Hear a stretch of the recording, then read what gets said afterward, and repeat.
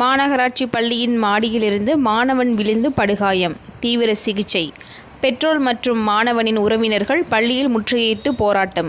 மதுரை மாநகராட்சி பழங்காநத்தம் பகுதியில் செயல்பட்டு வரும் மாநகராட்சி தொடக்கப்பள்ளியில் நேற்று குழந்தைகள் தினம் என்பது கொண்டாடப்பட்டது.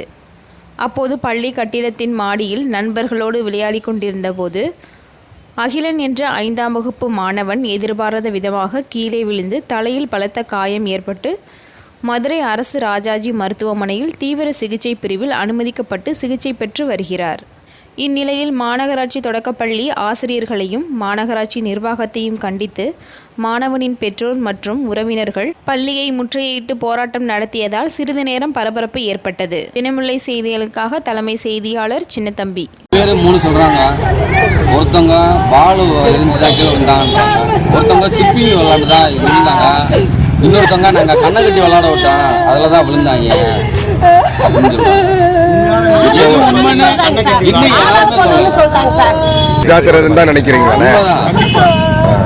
என் மயனை நிப்பாட்டினா என் மயனுக்கு மொட்டிக்கு கீழே இருக்க செவுரு இதுல கண்ணை கட்டி விளையாண்டா விழுவாயின்னு தெரியாத ஒரு டீச்சருக்கு தெரிய நம்ம அறிய வேணாமா?